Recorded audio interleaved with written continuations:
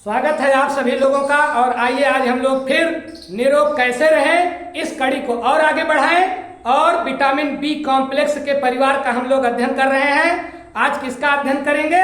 आज हम लोग अध्ययन करेंगे विटामिन B12 या साइनोकोबालामीन।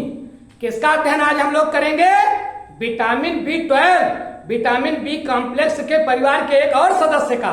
विटामिन B12 बुलाने वाला नाम है, सही का नाम, सही का नाम है साइनोकोबालामीन। क्या नाम है? साइनोकोबालामीन। क्यों नाम पड़ गया साइनोकोबालामीन? इसलिए कि इसमें ये ऐसा अकेला विटामिन है जिसमें कोबाल्ट भी पाया जाता है। कोबाल्ट जानते हो?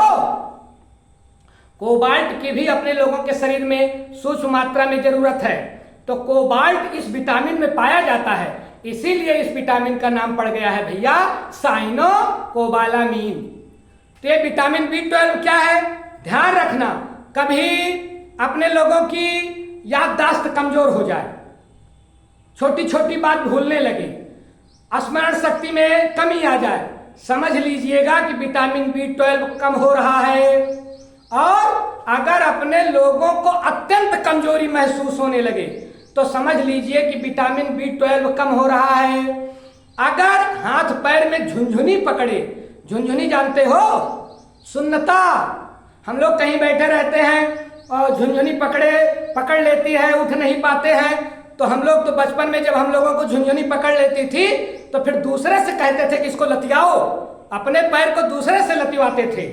तो ये किस विटामिन की कमी से हो सकता है? हाथ पैर में झुनझुनी, हम लोगों के हाथ में झुनझुनी पकड़ती थी, एक हाथ में पकड़ती थी, दूसरे से मुंह बना करके मारते थे।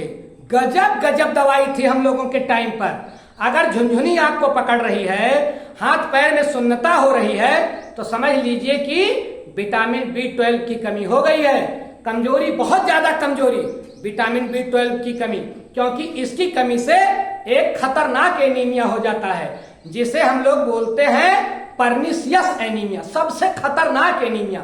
एनीमिया मतलब रक्त की कमी, और उसमें भी सबसे डेंजरस कौन सी एनीमिया? Pernicious anaemia. कौन सी एनीमिया? पर्निशियस। तो समझ लेना कि अपने लोगों के शरीर में विटामिन B12 की कमी हो गई है। आइए फटाफट देख ले, ये मिस्टर कौन है? बुलाने वाला नाम B12, सही का नाम साइनोकोबालामीन। खोज किसने की? नाम याद रखिएगा दो वैज्ञानिक की, डॉक्टर फोल्कर और डॉक्टर टॉड। नाम बड़ा है, बस छोटा बता रहे हैं नाम का हिस्सा। तो डॉक्टर फोल्कर और डॉक्टर टॉड, इन दोनों वैज्ञानिकों ने मिलकर के विटामिन B12 की खोज की थी, साइनोकोबालामीन की। और ध्यान रखो भैया, ये साइनोकोबालामीन में है क्या क्या, किससे मिलकर के ये बने हुए हैं? तो C से, H से, CO से, N से, O से, P से, इतने तत्व मिले हैं तो साइनोकोबालामीन बनता है। Carbon, hydrogen, CO for cobalt. Cobalt का प्रतीक क्या है? CO। कोबाल्ट का प्रतीक CO। Nitrogen N, oxygen O, phosphorus P।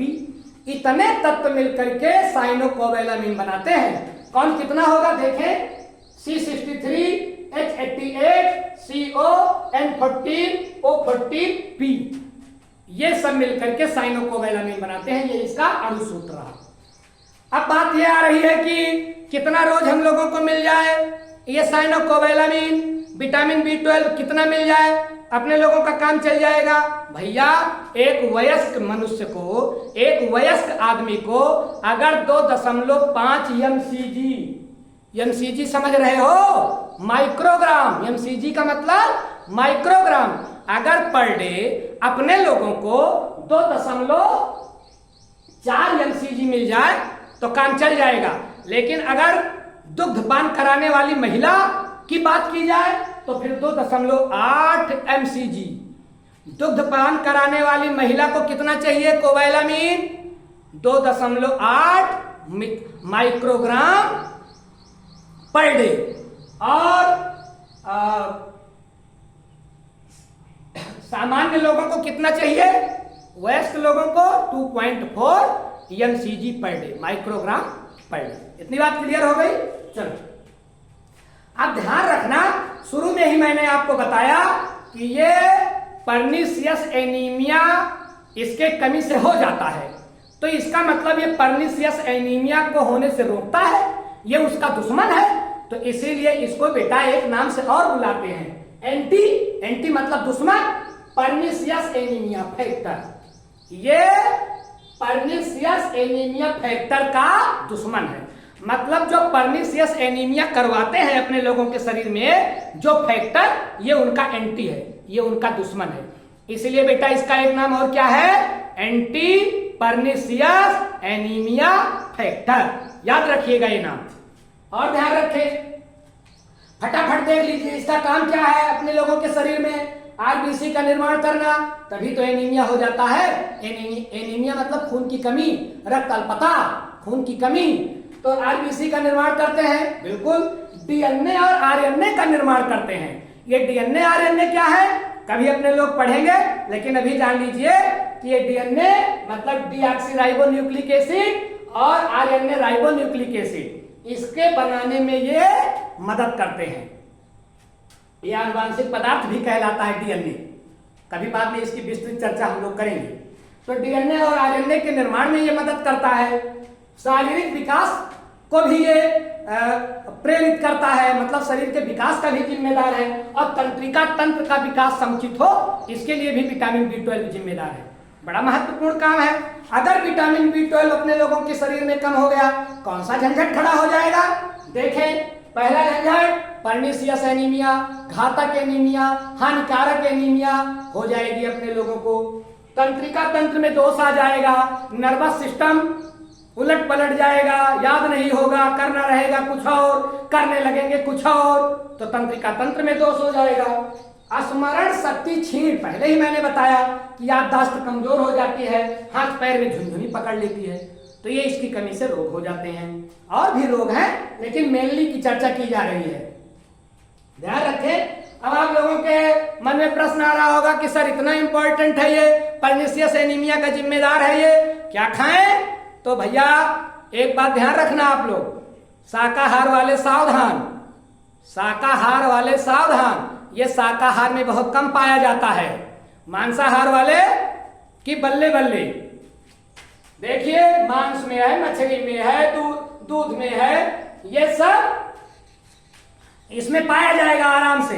अब शाकाहार की बात रही तो मशरूम है और कुछ प्रकार के शैवाल हैं, उसमें ये पाया जाता है। एक अच्छी बात यह है, अब शाकाहारी वाले सोच रहे होंगे तो बड़ा गड़बड़ हुआ, अगर शाकाहार में एकदम पाया जा रहा है तो हम लोगों को कैसे मिलेगा।